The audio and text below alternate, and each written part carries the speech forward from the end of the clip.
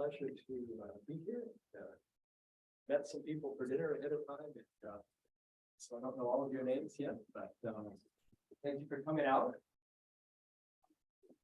Yeah, I was pleased to be able to be here in person. When Paco first contacted me, it was like, are you willing to do a Zoom meeting with the RTB Indianapolis chapter? It's like, yes. And then, well, we're going to be meeting, and I think somewhere in the email exchange I mentioned that I was in Indiana. It's like, what? Like, would you come in person? Certainly, if you'll invite me to dinner. No. Well, that came from his side.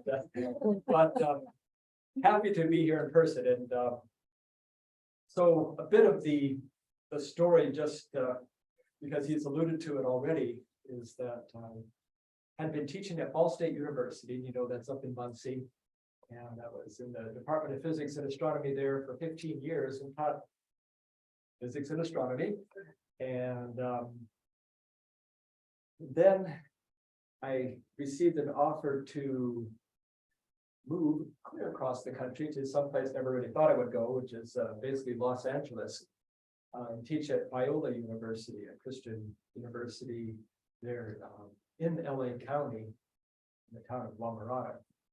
And it was a great opportunity and a bit of an antidote to some experiences that I'd had at Ball State that were difficult. I'll be talking more about those in a minute here.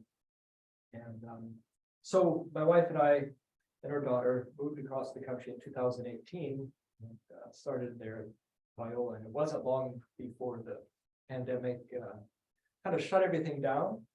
And so there was a, like $60 million new science building that we just started having our experience in. I had an office on the 3rd floor with a nice view and brand new labs, and then the shutdown, and they sent us all home. And I'm teaching, with my laptop on my kitchen table in Fullerton, where we lived, and really never got to go back because during that time we decided we were, for various reasons, wanted to move back to Indiana. So I actually did that in 2020 at the end of the year, and did teaching the whole next semester from my desk in Indiana. And I never told my students in some of my classes, they didn't even know, because it was all Zoom lectures anyway. And where are you? Well, you didn't have to know, but so it worked out fine. But then I officially kind of had to sever ties with Biola because they were going back on campus and I was not going to be moving back there. So so now I'm semi-retired, I guess you might say, although I'm keeping active with some other work. Again, I'll mention that in just a few minutes here. So I want to start talking tonight officially about this science course that I taught at Ball State University. And kind of leading up to that, I'll give some background on it. It was called The Boundaries of Science. And it was within the Honors College, Ball State Honors College. It was meant for high achieving students, and they had their own humanities and some science courses. And this was an elected course in the sciences. And it basically was a course that examined scientific evidence to help us decide what worldview is the best fit to the scientific data. So as I mentioned here, there's competing worldviews. There's an atheistic, where basically the physical universe, the laws of nature and matter and energy is all that there is. There's no outside, there's no beyond. And then there's the theistic worldview. Obviously, these are just very kind of boiled down simplifications of perhaps more complicated topics, but theism acknowledges that there's something beyond the universe, obviously, Creator God. So can we tell the difference? Is it possible to discern which worldview is correct? Besides just holding an opinion and being dogmatic about that, but if the atheistic worldview is the correct one, then essentially everything within the universe must be explainable by natural processes.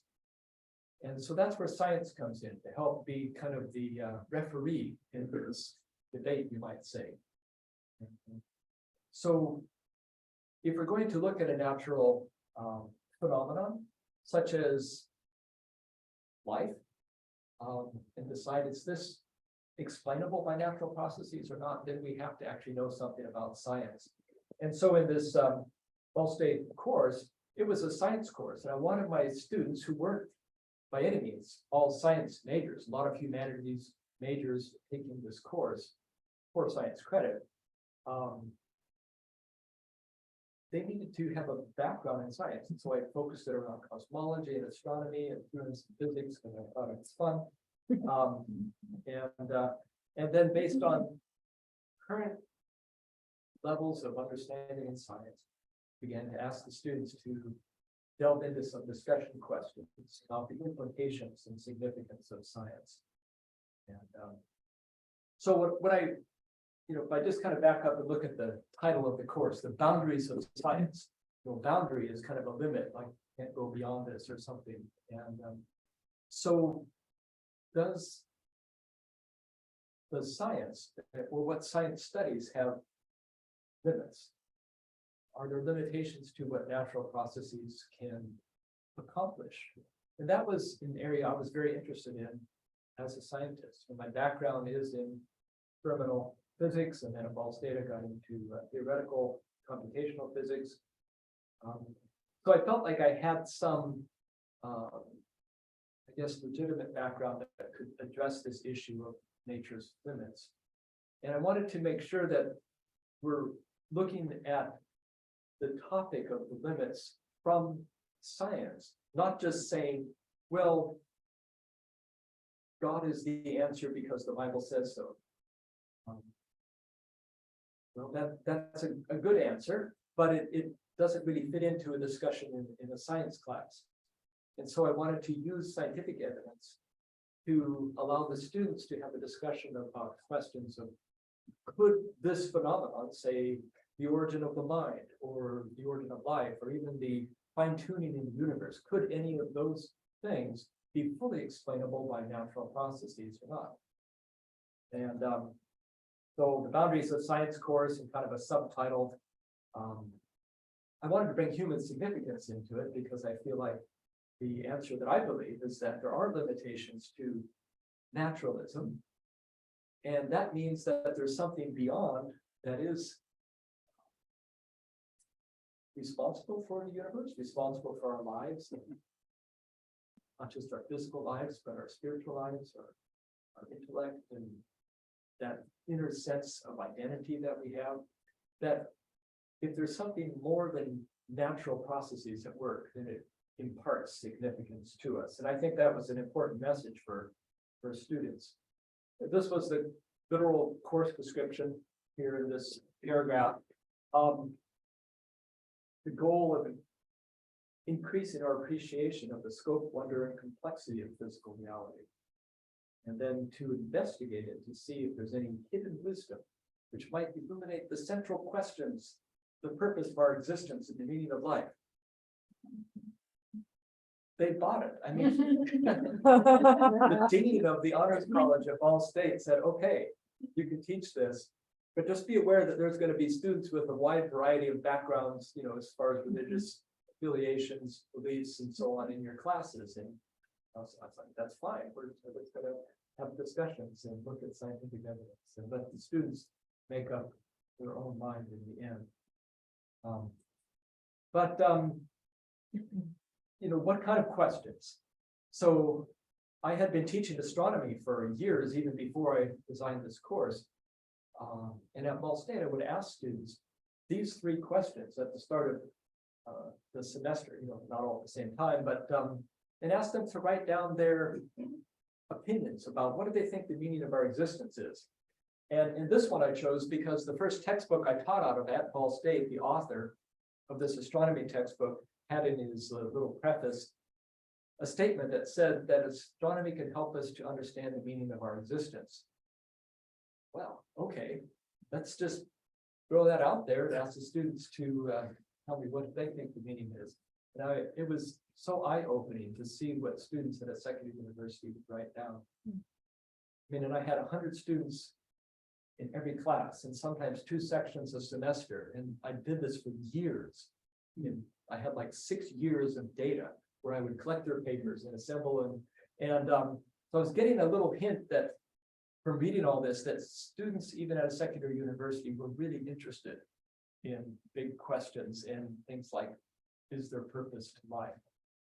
And so on the Can Science Explain Everything, or Are There Limits, that dovetailed into the course that I wrote. And it was interesting because some students were onto it already, like, yeah, like science cannot explain my girlfriend. You know, that one, or science can't explain emotions or true love. You know, and they would answer even things more of a spiritual nature, like science cannot explain faith. So I designed this course after I had written this article that I refer to here that was published in a secular journal, discussing the answers that students had given me to these 3 questions. And so we thought this is worth talking about in a course, because as a professor, especially if a science course that is you know, like students are taking it because they need science credit. It's not like they are going into science and this is their passion. It's like, I've got to have something, astronomy, that sounds like the easiest, you know, it's got to be better than taking a chemistry lab course. So, you know, I wanted to connect with my students and asking these questions, and then I'd read their answers back to them the next day. And I could bring up all these great topics in class because it came from them. You know, I wasn't, when they asked, what one question would you most like answered? Guess what the top category in every class was? There was always questions about God, eternal life, life after death. How can I know if I'm saved? Will I go to heaven when I die? This is from Ball State students that were more in that category than in any other category, every class. So I thought, okay, if we can adjust this in a way that's legitimate at a state university, it's going to be good. So you could ask yourself, you know, in thinking about this, teaching a course at a state university, it's publicly funded. Something in the idea of the First Amendment, you know, about separation of church and state. Just discussing scientific evidence that might conflict with the paradigm of naturalism, equate with teaching religion, a science course. I didn't think so. I thought, you know, if we're talking about science, it's okay also to talk about what the science means. And that's what we did in our discussion courses and in our discussion part of the class. So if we ask about, how does this tie in with the big questions? Can science inform what we might consider to be metaphysical questions? I would say, again, yes, because metaphysical simply means beyond the physical. So how can you even know what's beyond the physical unless you study the physical nature and know where the limits are, and not just adopt this kind of a presupposition that naturalism explains everything. Let's put that to the test. So I think that it's legitimate to ask the question, is it natural? And you know, again, that's a worldview issue, because if your worldview is that of naturalism, kind of with an atheistic mindset, then this question has only one answer. It's like, well, of course, everything's natural. There is nothing else. But if you actually examine that and look at what can nature do and what can it not do, I think you find that there are things that are existing, like us, that cannot be explained by natural phenomena. Well, this led to conflict. After a while, I'd been teaching the course for 6 years, every semester. It was my favorite course, and it was almost always fully enrolled at Ball State. They put a cap of 25 students in the honors college courses, and but then somehow, don't know how, never figured it out. A nationally known atheist named Jerry Coyne, who is an evolutionary biologist at University of Chicago, and rather militant in his ardor to shut down the public expression of anything having to do with religion. Basically, had gotten a copy of the syllabus and decided that this guy must be teaching religion or pushing religion in a public university. And so connected with the president of the university, and the news got a hold of this because he also wrote to the chairman of the board of trustees of Ball State University, essentially through this organization he was a part of, known as the Freedom from Religion Foundation, and threatening to sue the university if they didn't shut down my course, claiming that it was a violation of the First Amendment, which Isn't that the freedom of speech? freedom of speech, speaking anyway. So this set the university into I don't know, kind of unprecedented territory. They rather than telling this outside organization, which wasn't even registered in the state of Indiana, it's not even somewhere outside of the university, but in Indiana. It was based in Wisconsin, I think, or something like that. And the university could have politely said, we support what our professors are doing. This course has been approved by all the appropriate committees. We reviewed it. The dean and the associate dean have all said it on the class. It's got good reviews. Everything's appropriate. Thank you for your concern, but have a nice day. That's what I thought the university would do, but they didn't. They set up special investigative committees, brought me before them, asked all these questions, read everything I ever thought about, and did a big stink. I don't want to go into that too much, but it was months and months and months of public drama. It really got into the newspapers, and just felt bad because I didn't know how it was going to end. I didn't think I was going to lose my job, but I wasn't tenured at the time, so that was a definite possibility. But after months, it started in April, went through to fall. They basically decided they're going to cancel the course, and some of it was sort of a mix-up in the mind of the administration between what I was doing and creationism, and they couldn't grasp that there's a distinction between kind of fundamental creationist teaching and anyone who would want to have a take science legitimately and talk about the implications of that and what are perhaps the evidences that might point to something beyond.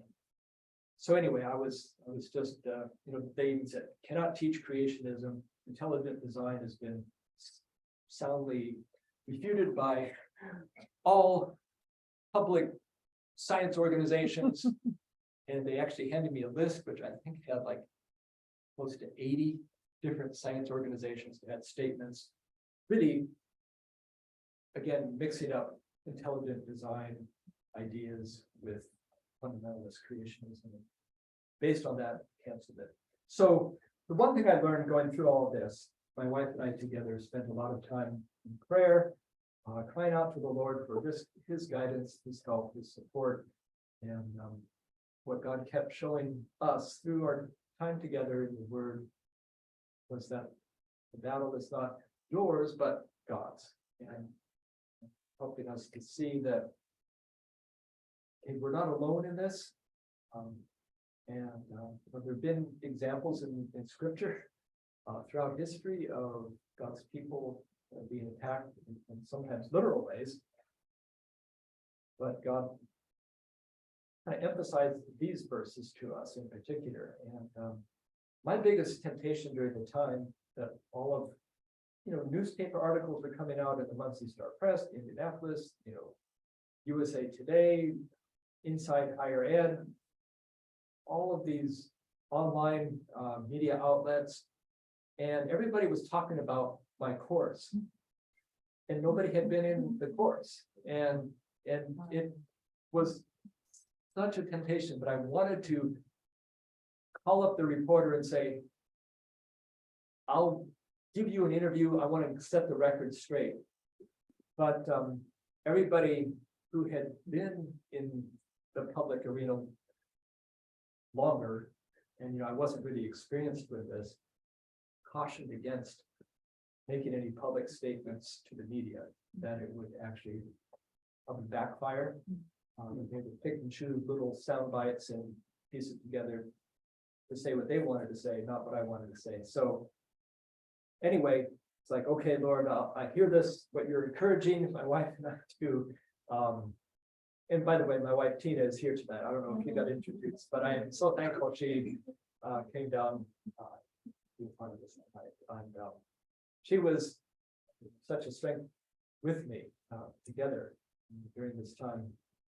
But God's word was saying, literally, just be silent. And so I was. I never gave an interview during the whole time. All the kind of the conflict was undecided. God kept my job. I actually was able to get tenure like a year and a half later after that. That was a real answer to prayer. And and stayed there on campus for another 5 years after this began. Before we got this opportunity out of Wyoming University. So it probably took more than 5 years to get to this point where I was really fully able to feel like in my heart I could forgive people like Jerry Coyne, who were kind of the attackers, I guess you would say, the front line of the persecution, and some of the newspaper reporters who really, some of them were not very polite. So this is something the Lord emphasized to me, and my wife has together we sought the Lord. It's just so important to extend forgiveness, not only because God exhorts us to do that, but because it's good for us. It releases us from being held in bondage with bitterness or anger or hurt in some way. And also I came to learn that this is God's technique. That's not the right word. This is his way to extend his kingdom. One thing I feel like the Lord spoke to me, again, it took years, and this was while I was in California, was that he extends his kingdom by extending forgiveness. Isn't that amazing? It says that he's ruling, he's sitting at the right hand of the Father, right? That's what he's been doing since the resurrection. How does he rule?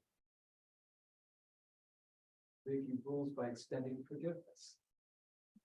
So we get to kind of do that with him as we forgive also. And then even ask and pray for God's forgiveness and blessing upon those who have harmed us. And maybe you're going through something or have in the past that has felt unfair.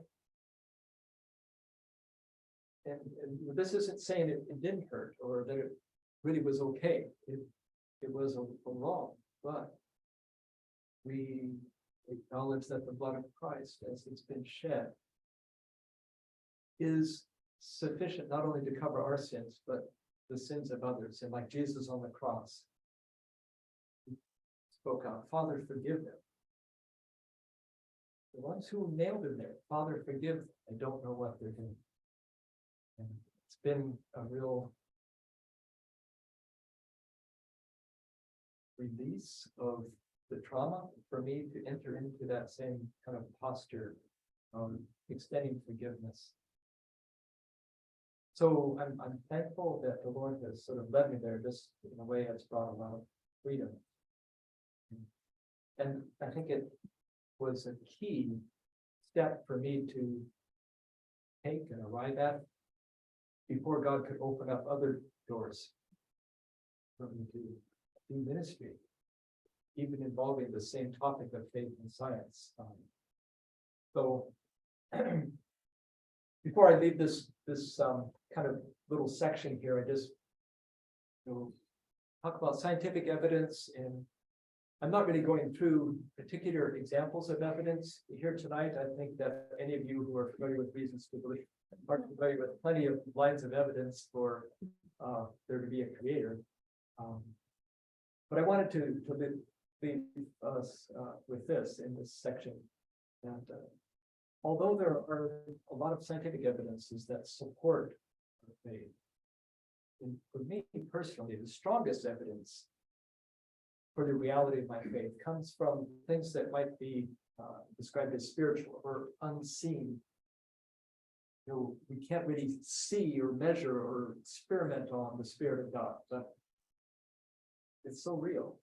The reality of the Spirit in my life is the strongest evidence of the reality of faith. So I tell a lot more of this story about Ball State and then go into quite a bit of detail in depth with some of the most poignant evidences for a creator in this book that I wrote, starting in about 2013 or 14, right around this time of the persecution at Ball State. But then it took like another 7 years to get it published.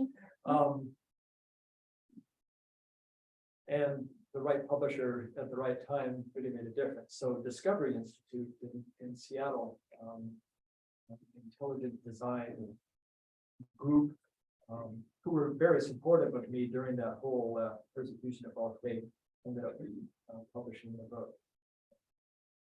So again, I tell some more of the story, as well as from cosmology to biology to information theory to evidence from beauty, a lot of lines of evidence that I feel point strongly towards a creator. So I mentioned that I feel like God kind of led me to this place of being able to be sort of free from that bitterness and extending forgiveness, even blessing those who were responsible for that persecution at Ball State. And that opened up other doors. And so some of those, just to mention a couple, these outreach events. I've been working with Dr. Rice Brooks for about the last year and a half now, speaking on university campuses, very openly proclaiming, not just hinting at scientific evidence that might point towards a creator, but directly proclaiming that and inviting students to pray and receive Christ as their Lord. This is a part of each of these outreach events. You probably heard of the movie God's Not Dead and various sequels. Well, it started with a book written by Dr. Rice Brooks. And this is on the right there, the cover of the book. And so he wanted to give people actually reasons to believe. I use the name of the organization here, but so why can we say God's not dead? And so it's got scientific evidence in there. While he was writing this book, believe it or not, he's a pastor. He had a PhD physicist that he paid to help him get his facts straight. And it wasn't me, but it was another man named Dr. Brian Miller, who now works for Discovery Institute. But then there's personal testimony and a lot of lines of evidence. And Dr. Brooks is an evangelist, and he started churches and church movements, very well connected. And his first love has always been reaching out to university students. So he does these outreach events on campuses, and he invited me to come and kind of speak with him in a way, especially addressing scientific arguments for the existence of God.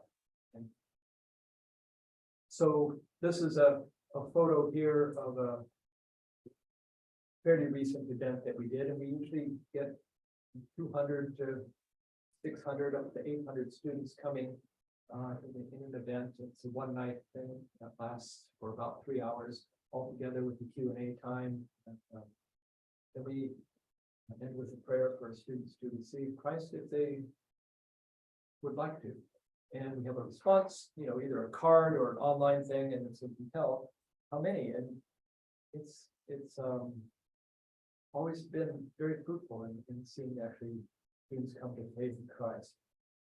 So we did one at Ball State, which was kind of it was a unique opportunity because at Ball State they shut down my Boundaries of Science course where saying I was preaching religion in a public university when I was really just looking at scientific evidence that I knew actually could point towards God. But here we were able to go into this like second largest auditorium on campus, fill it up. It was filled with students and community people too, and boldly proclaim the resurrection of Christ and all the scientific evidence that pointed directly towards the Creator. In that one evening, we spoke to, in the audience there, more than twice as many students as I had in 6 years of classes doing that Boundaries of Science course. And so, there's the Lord at work, right? Turning things around. So I've got just a few slides here. These are some of the main topics that we address in this God's Not Dead outreach presentation, which usually runs an hour and a half. And we have like hundreds of students, and almost nobody ever leaves. And sometimes it goes 2 hours. A lot of times it's 2 hours long. And then we have a break, and Dr. Brooks gives away a free copy of his book. And then we invite everyone to come back for Q&A, and a good fraction of the students will come back to stay for another hour. And then we tell them it's time to go home, and then they all come up and talk to us individually for like another hour. And it's often 11 o'clock at night before we leave. And it's a really wonderful experience to be able to interact directly with students in this open way. So evidences look at there was a beginning, and look at Big Bang model for the origin of the universe. How can you explain a universe coming out of nothing? Must be a creator. And we talk about good and evil, that they're real, but that actually in a way points towards something beyond, because how can you even define good and evil as realities if atoms and forces are all that there is? So the very existence of that is evidence for God. And we speak about Jesus and the resurrection, and lines of evidence from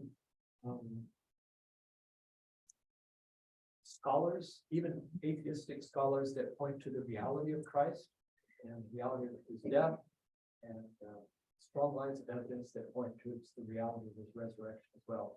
And we also speak about the evidence found in living systems, DNA, and how that points towards a designer.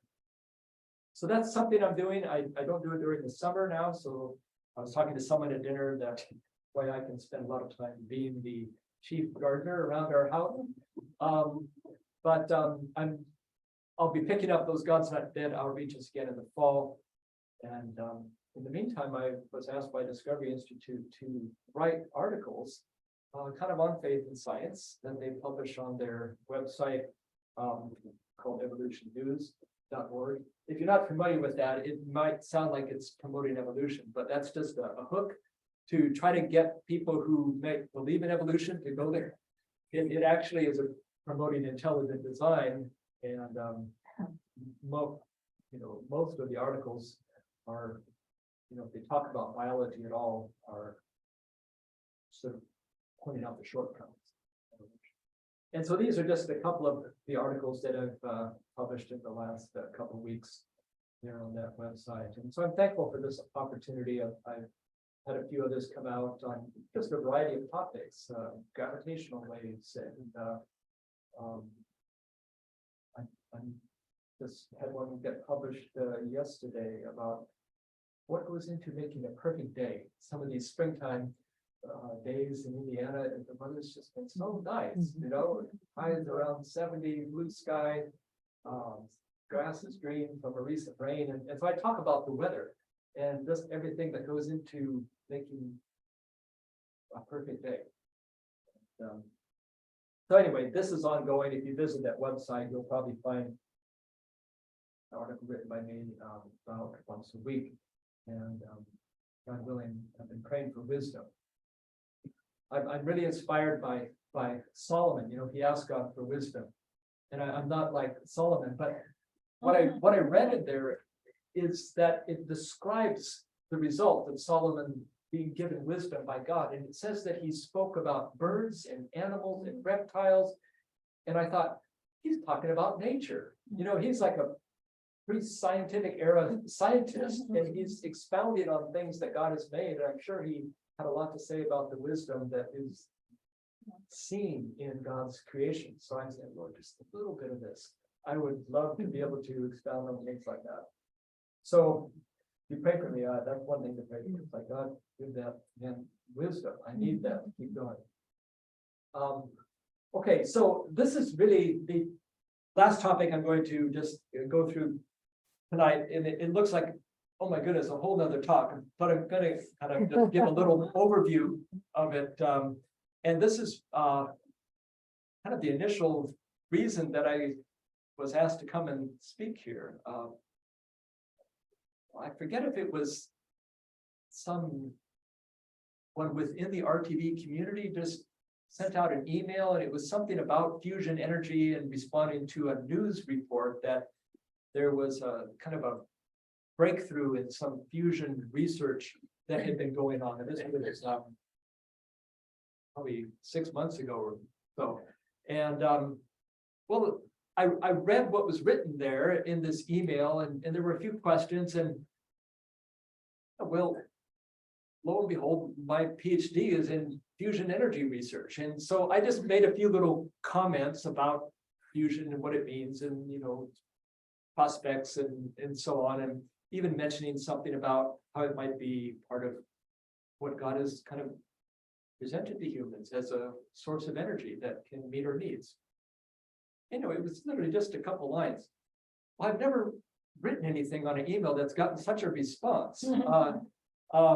So Akko contacted me about that and said, maybe come and talk to our RTV chapter about fusion, and then actually Reasons to Believe in California contacted me and said, hey, could you do a podcast with one of their scholars, Jeff Zwirink, on fusion energy? And so it's like, okay, so sure, there's a lot of other things I'm much more interested in, but I'm happy to talk about this. So Jeff and I did a Zoom meeting, and it's on YouTube, I think. I think it is. And talk all about fusion. And so I'm going to try to limit some confusion about fusion here, and just a little overview. And this looks like astronomy class, and it is. This is diagram from astronomy textbook, and kind of what we talk about. But essentially, I want to start with stars because fusion is pretty fascinating, because it's how our sun makes its energy. And of course, that's what keeps us alive. And if you look out at the night sky, any star that you can see is shining because of fusion energy being produced in its core. And so is a cutaway view of a star. And stars are not burning in their entirety. The only place that any energy is produced in a star is deep down in about the inner 10% of the stars in its core, where it's densest and hottest. And those are the conditions necessary for a reaction similar to this. And this, it looks like code, but it's 4 hydrogens get converted to 1 helium plus some energy. And the energy is the key part, because that's what makes the star shine. And this works essentially because it's a conversion of some matter into energy. In the process, going from this step to this step, a little bit of matter is lost, and that matter is converted to pure energy. that comes out. In fact, I don't know exactly how much energy is there. But you may just need a little refresher. It depends on your level of science background. What's the difference between fusion and fission? And well, fission is what we have on Earth today in terms of reactors that actually make electricity. And it takes heavy elements like uranium or plutonium and splits them apart. And in the splitting from bigger to the daughter products, there's also a little bit of a loss of mass that gets converted to energy. And this works for elements that are heavy to start with. Fusion, on the other hand, starts from the light element side of things and combines them or fuses them together. And in the fusing of them together, shown on the very right, you get a little loss of mass, which is converted energy. So stars produce their energy and shine by virtue of using fusion. And fission, it works, but it has some problems, right? It's got some radioactive waste that's very active for not just years, but thousands of years. And there's the possibility of a meltdown or some sort of a catastrophic failure to a reactor that is very dangerous for these sort of population centers, whereas a fusion reactor wouldn't have that. So that's kind of the motivation.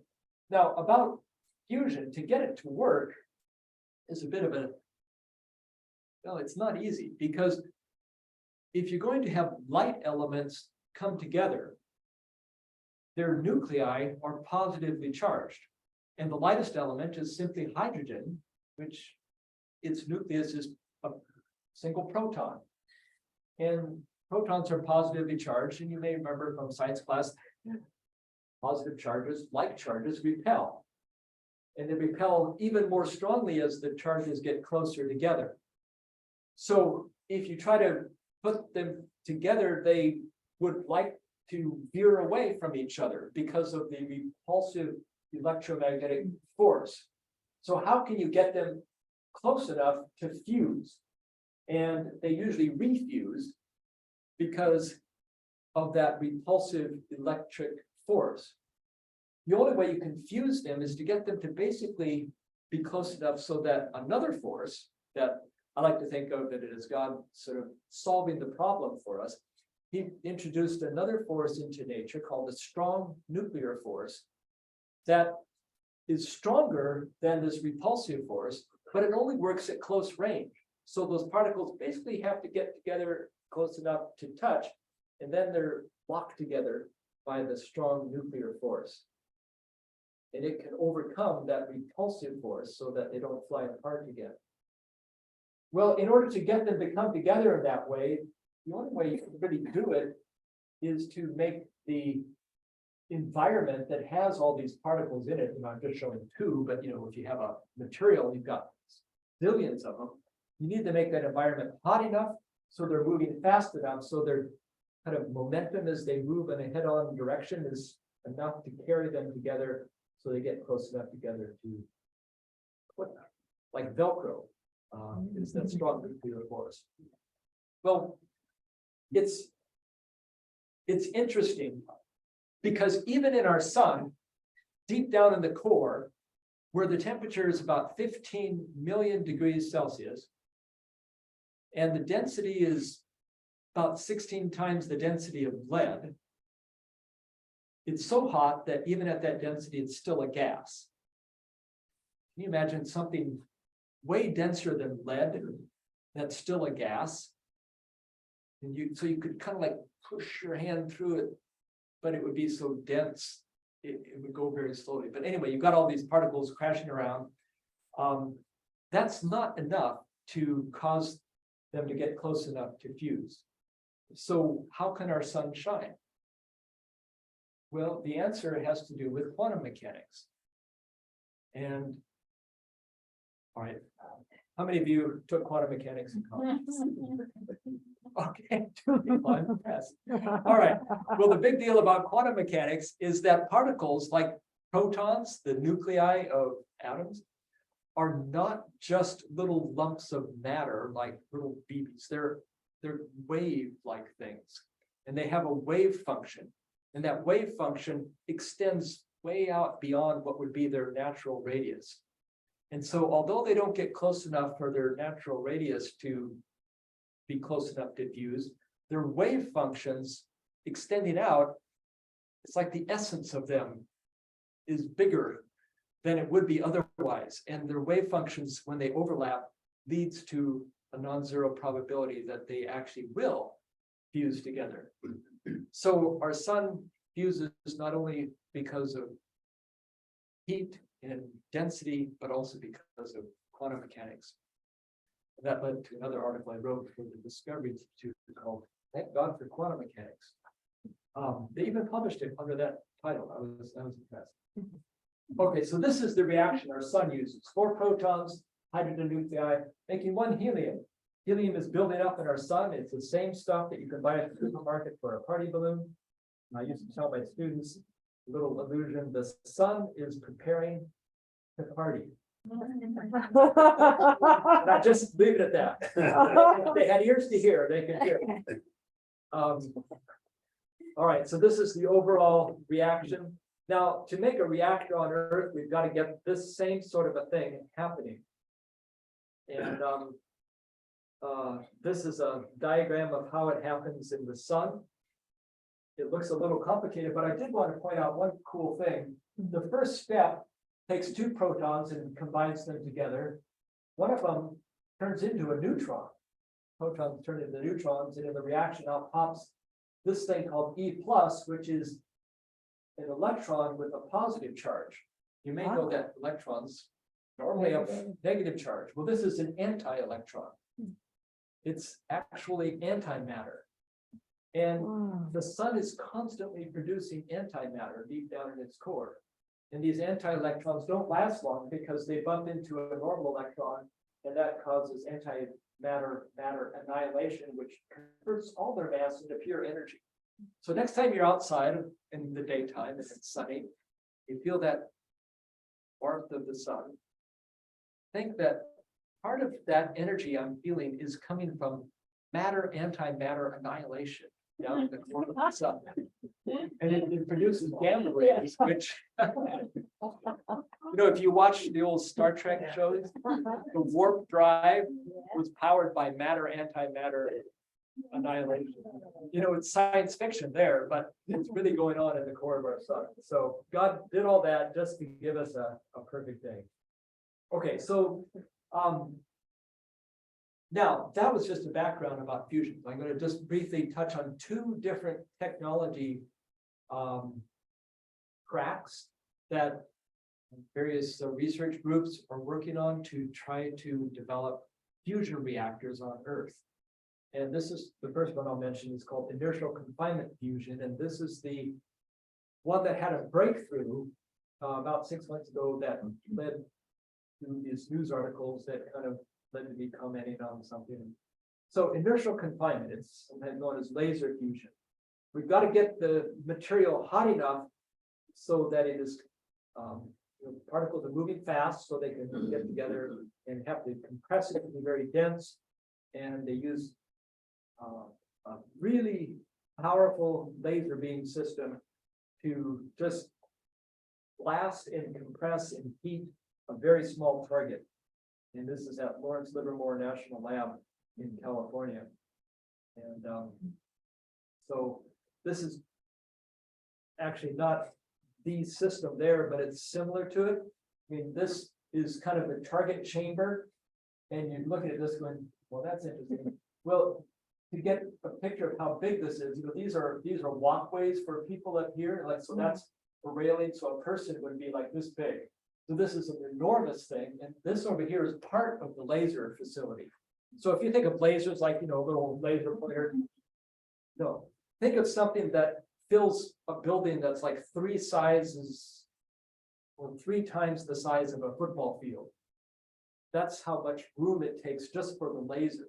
And it's a laser, actually, I think 19 different beams at the Lawrence Livermore one that all converge through these ports onto a poor little target down in the center there that looks like that, with all these laser beams coming at it.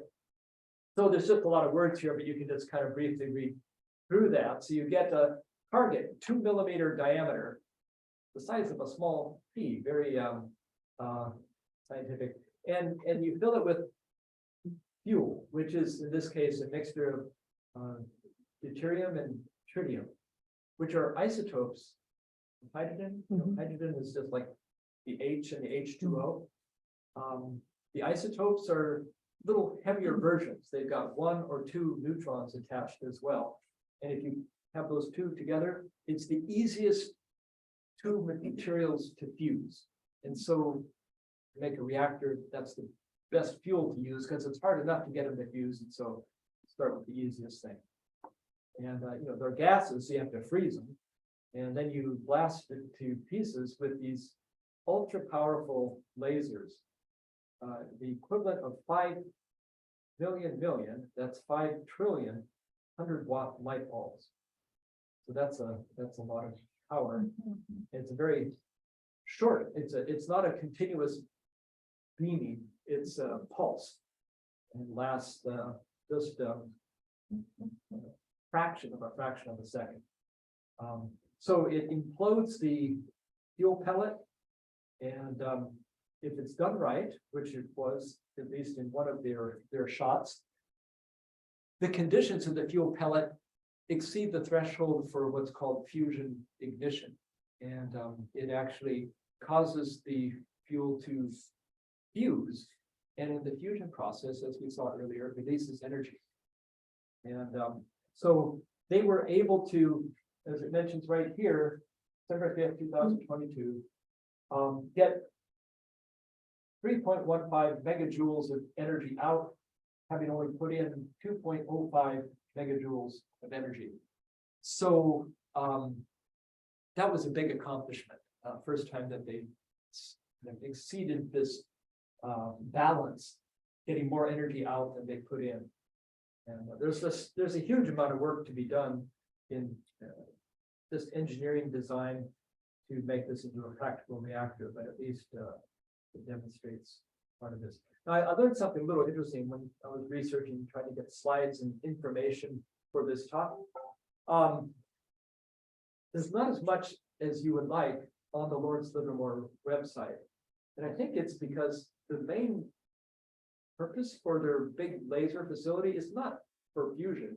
It's actually for doing studies for understanding what goes on in nuclear explosions. So it's actually a weapons research facility, and they kind of do fusion on the side. But anyway, the other concept, and this is the last little subsection, just a few more slides and I'll be finished here.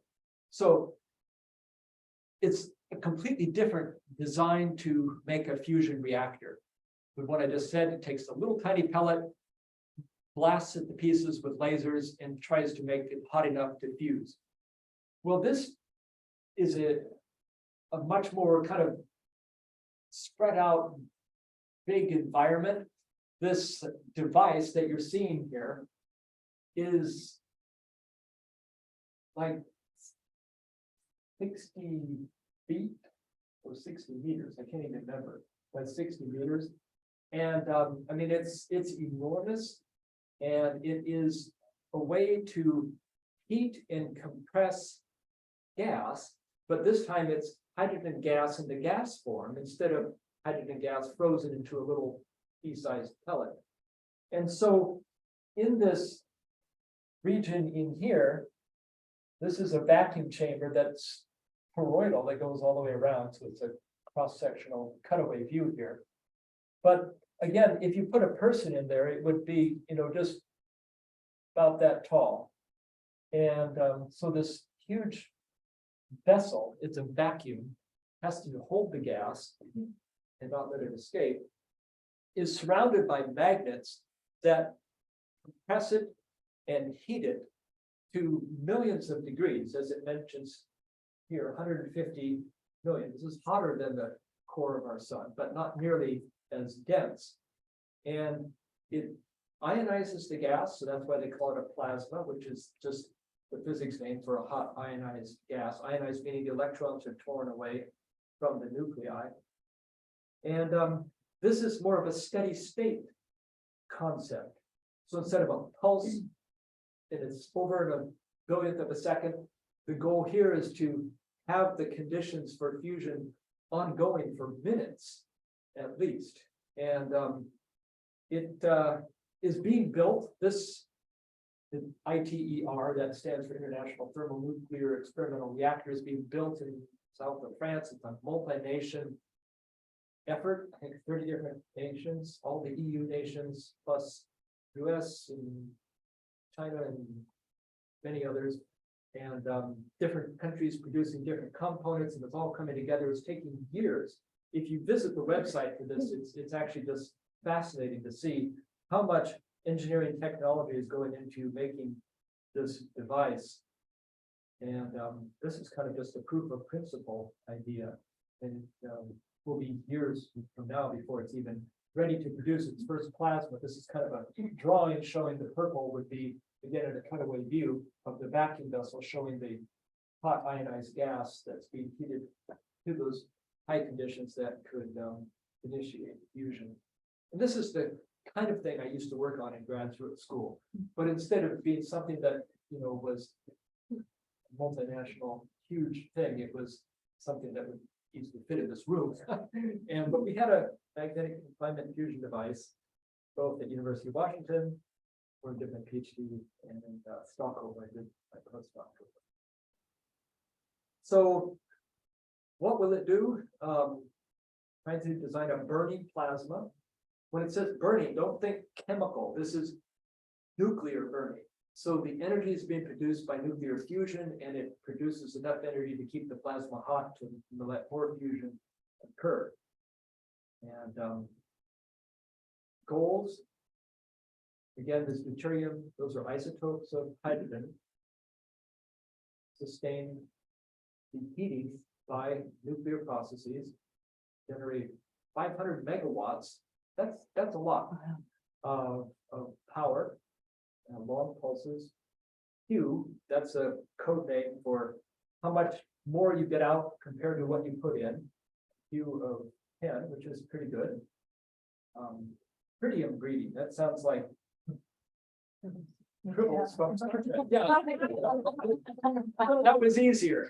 Tritium is this heaviest isotope of hydrogen that is radioactive.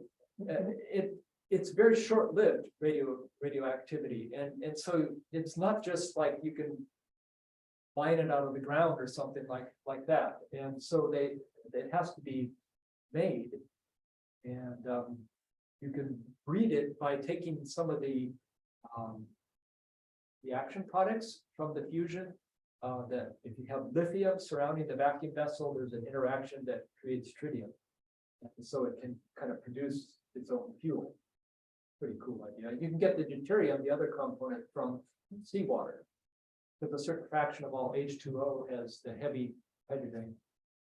Okay, so this is one step, this ITER. It'll be done in a few years, and then they'll do tests with it, and they're already designing the next one, which is called DEMO.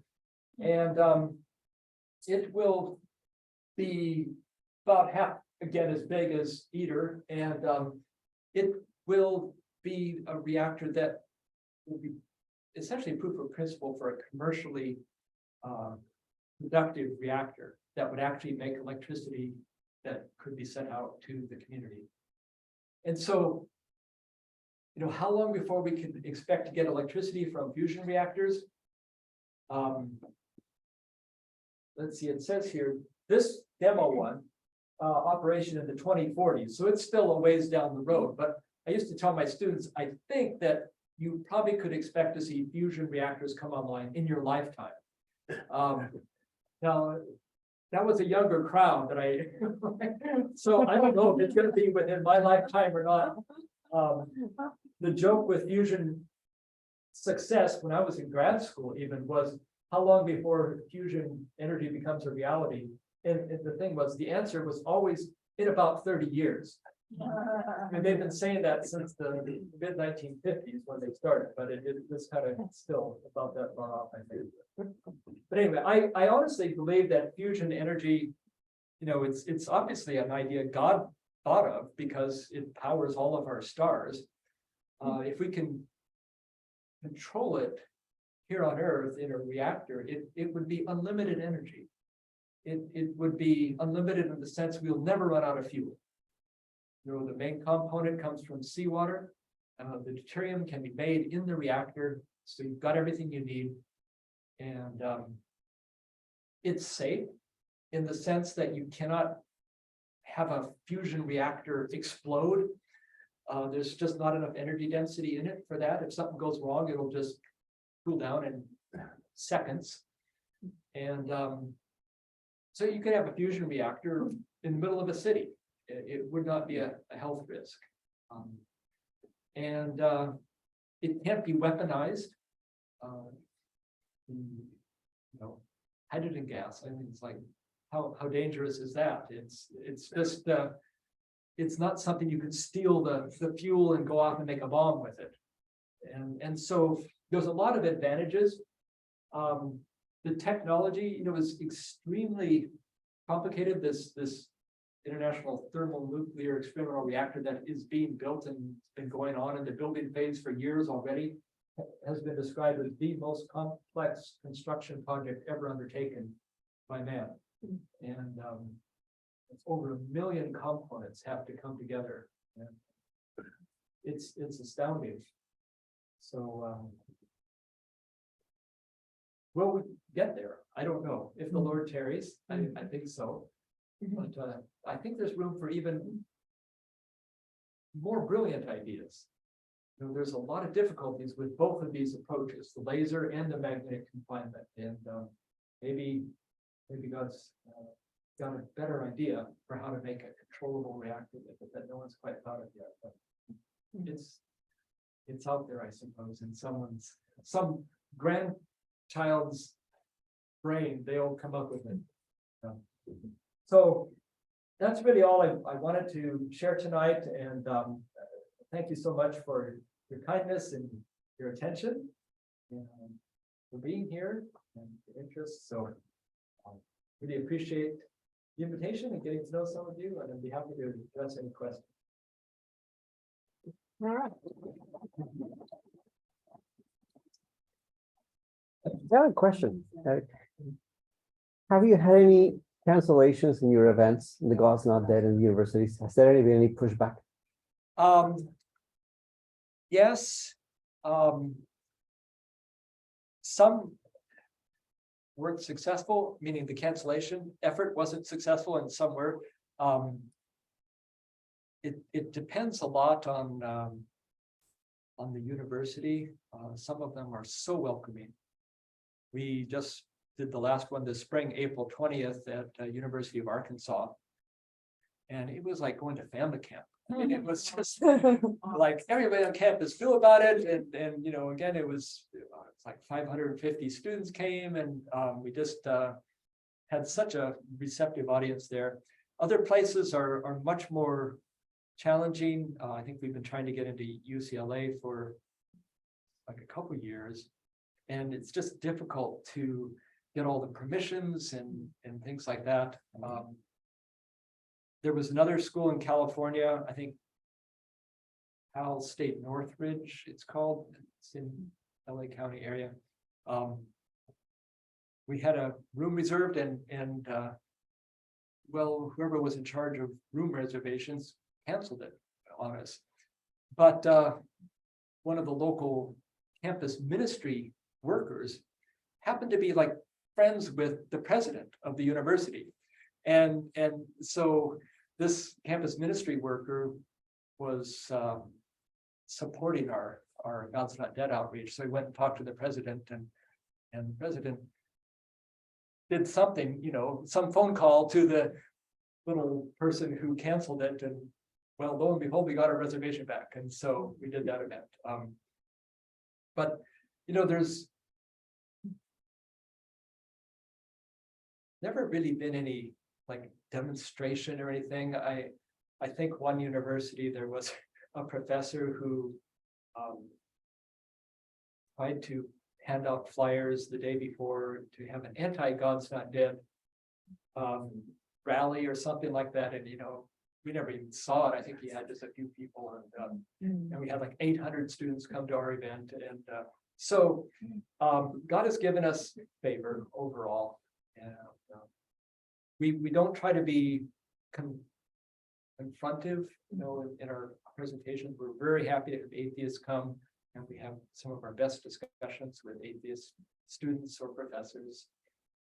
It's just the dialogue. And a follow-up, are the questions that you are getting at these talks similar to the questions you were asked when you were doing the Ball State course? Are they different? I would say that little different.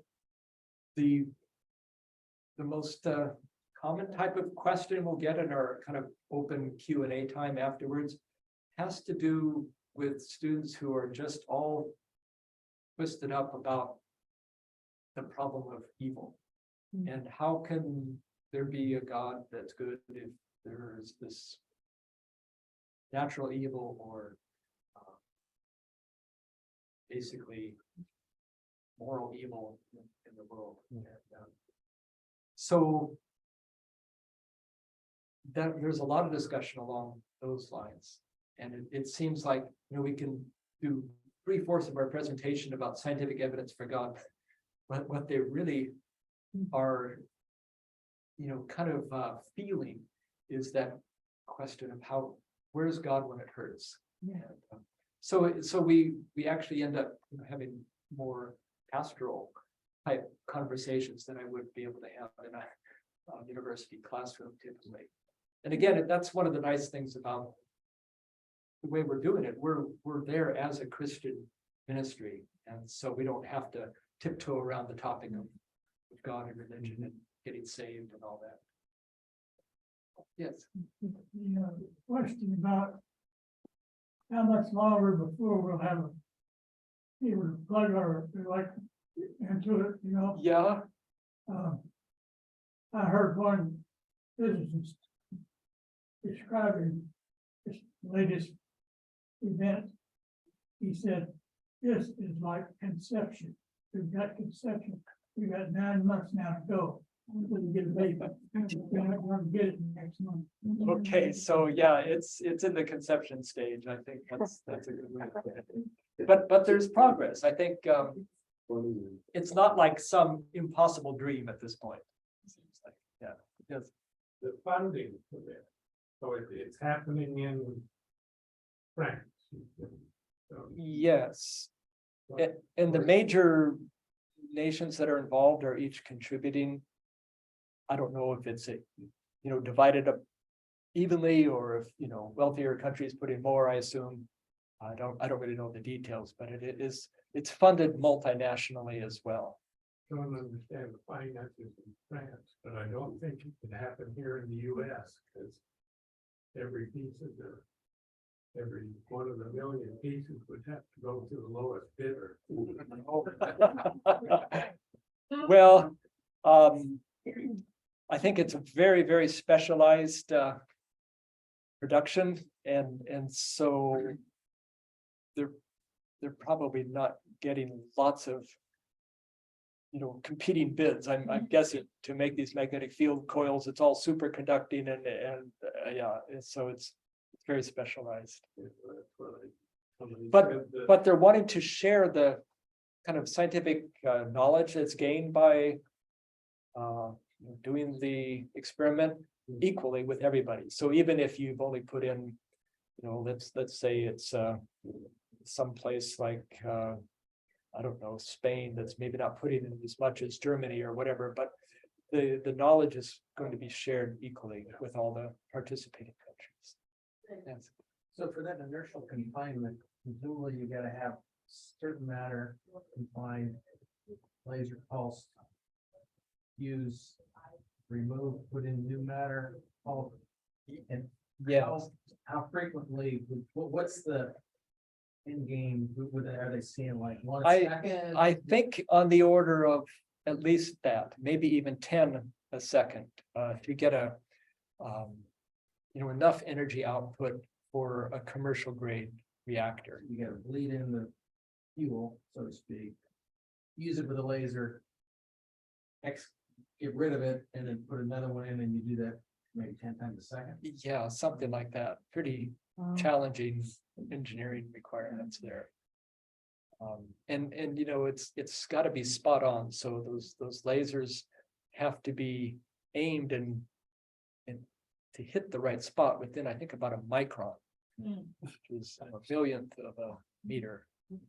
It's really accurate. It's very demanding. That in France do, CERN's in France too. Yeah. What do they have going? I don't know. They get a lot of these big experiments there. So, yes, Kristen. This is just from my history. What was the fusion experiment that everyone thought in the 80s or 90s was successful that was really just bogus? What was that about? Well, it was cold fusion. That was Yeah. what it was called. And the idea was that it didn't require some big heating mechanism, or more along the lines of what would look like a chemical reaction. And there was apparently these group, and let's see, when was this? Was it early 90s? Okay, 80s and 90s. Mid-80s. Okay, Hans and Fleischmann, 85, 86. Okay, well, Cold fusion and palladium. yeah. Yeah. So I was actually working in Stockholm at the time, so it must have been late, like 87, maybe Okay, even. could be. but, I was in graduate school. Okay, and I was working in fusion, and this report came out, and it was like, everybody was talking about it, and like, wow, if this was real, it would be so dramatic because you could have your fusion reactor in your garage, and it wasn't going to be any big deal. But here's how science works. If it's a real scientific result, the key thing is that it has to be reproducible. And nobody could reproduce their results. They didn't deny that they had something interesting happen, but nobody could reproduce it. And as far as I know, it's still kind of, it's looked at as a curiosity that never really went anywhere because over time, no one could reproduce the results. So who knows what it was? We had a president who was trying to get breeder reactor assembly, Yeah. and it was squashed because of something they called a snail darter minnow in that creek. Oh, yeah. Right. Okay, that was another reason to shut down an experiment, but yeah. I think I remember something about that as That well. was a test scene. Yeah. But just a thought that I think is kind of fascinating. If you look at Bible's foretelling of what's to come, there's this age, the millennium, and it, according to certain interpretations, it's actually on Earth, and it's just an age when Jesus will be kind of in charge rather than letting us run our own show and fail as we will. So, but it's not going to be heaven. It's going to be Earth with current day physics still working, and so there's going to be a need for energy produced in a normal way. And so I remember. It was actually my dad first mentioned this to me, which I think is strange because he was not a scientist. He kind of was a credit manager, and and that was his realm, was finance. But he said, I think maybe fusion energy will be the energy source of the millennium. That's, who knows, maybe. Which millennium? Well, yeah, 30 years from now, at least that. Almost 30 years, right? Just there you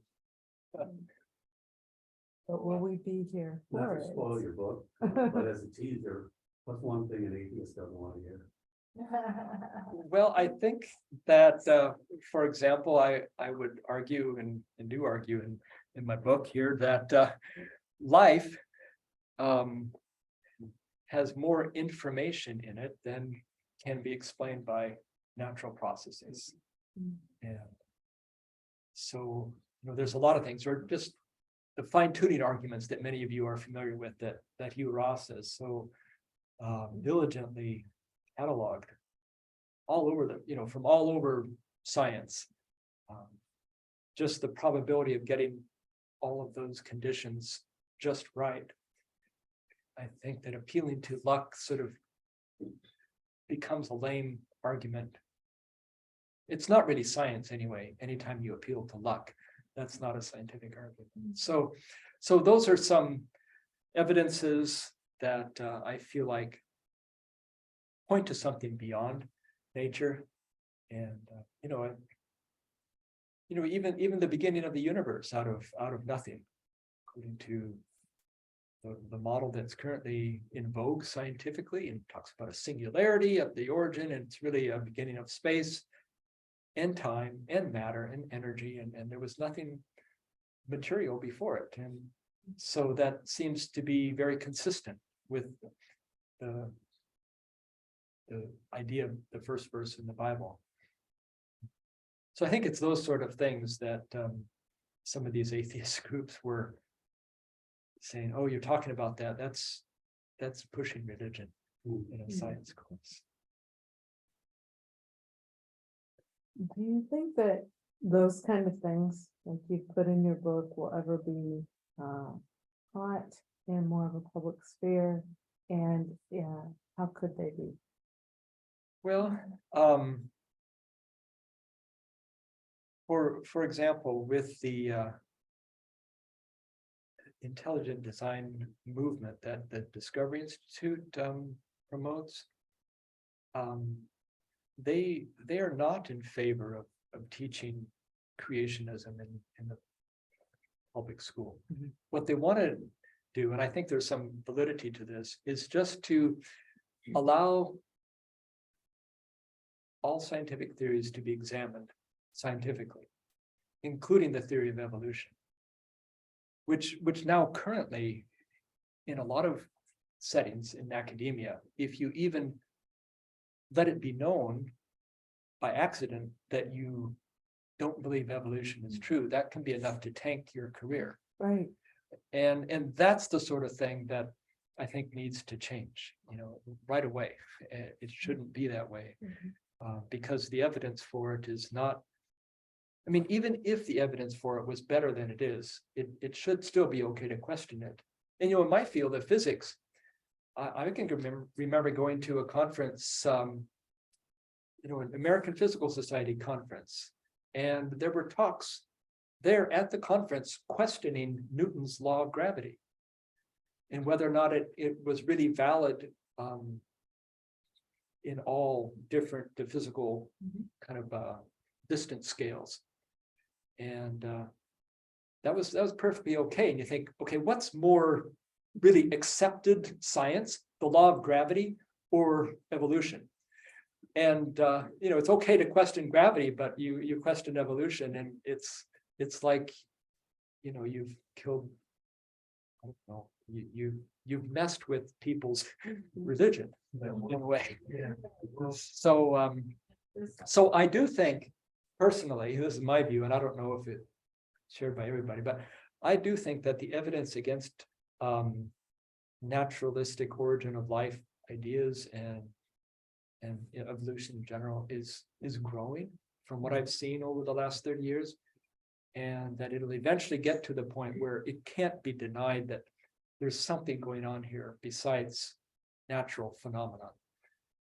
And now, whether that opens the door for discussions of God as an alternative source of life, or whether it opens the door for something worse than evolution, I'm not sure. I think it depends on the overall spiritual climate of the society at that time. Yeah. Where do you see young people being taught to think and ask good questions without a whole lot of presupposition of garbage. Being.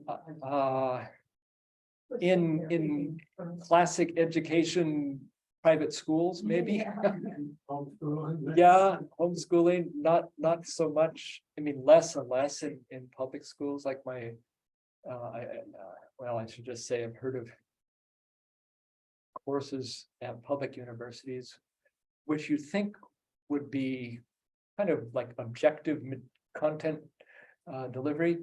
And instead, students are asked to just kind of sit in groups and give their opinions about how these topics make them feel.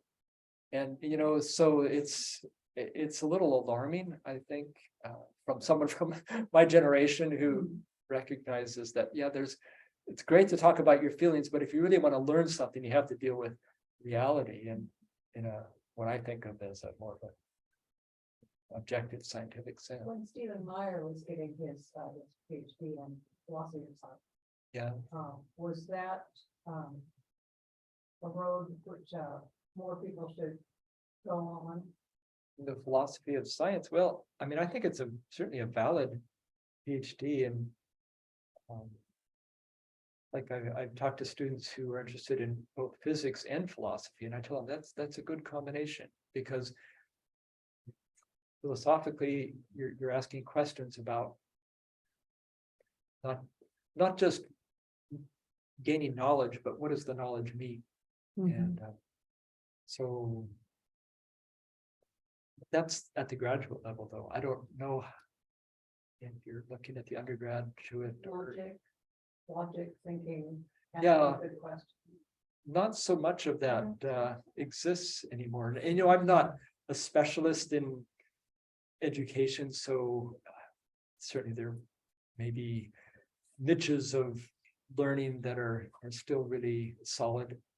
Sounds like your Ball State course was putting kids on the right track. Well, I like to think so, and I certainly got comments from students saying, this is the only course I've ever taken where we were allowed to really talk about significant issues like this. They appreciated that. When I give just a, drop a little seed, put a stone in the shoe, I usually put, look at the John 10:10 project on YouTube. And Okay. let them sort of begin to think about things. I Just think about these beautiful. have to look into that. Have you looked at John 10:10? I'm actually not familiar with. Gorgeous. Okay. 2 to 8 minute videos. I didn't know a hummingbird tongue was not a straw. It's a series of flaps. Or like Okay. one hated the peacock feathers. Wow, well, that's all fascinating. Yeah, I think just by looking at nature, I mean, one thing that I find fascinating is that there's a growing, what is, like, there was a conference recently called the Conference on Engineering in Living Systems. And it's engineers who are, I think, kind of leading the way in seeing design in living systems, because engineers know design, that's what they do. And so when they see a living system, they know it's design, because they know good coherent designs don't happen by chance. It takes a lot of hard work and thinking and coherent manufacturing, you might say. So, yeah. Have you come to here to see the beautiful maple seed, comes from California? Oh, yeah, okay. But the whole thing in John 10:10 project, it goes into the engineering of that. How they all like fly like, Yeah. Your gravity, the force of the veins that cause. we were just looking at it, we've got a couple maple trees and they're loaded with those little propeller seeds. Any other? That John 10:10 one is a fabulous videographer. I mean, he just, he captures, That's worth a lot. hummingbirds, or he captures, the flight of all those birds. Oh, yeah, all kinds of things. And just say, just look what God did. That's cool. I never thought of hummingbirds as being scientific, okay?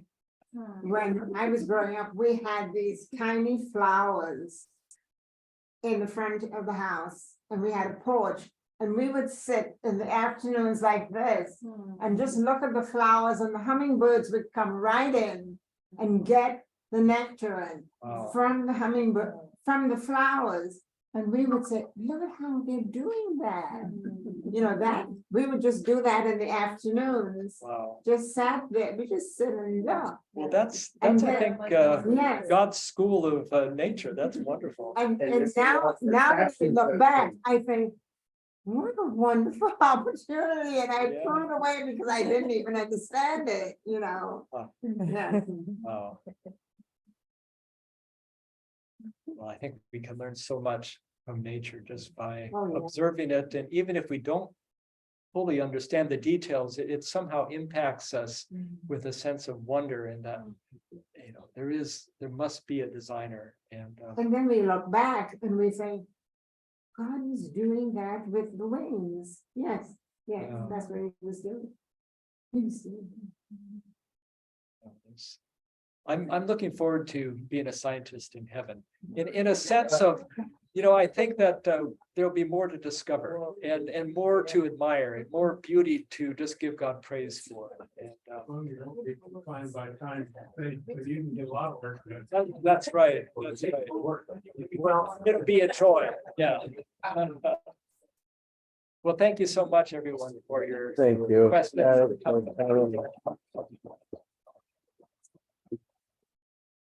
Would you please play us out then? I'll pray. Dear Heavenly Father. Dear Heavenly Father, we just praise you for what you've made and for giving us the intellect and the curiosity to understand it.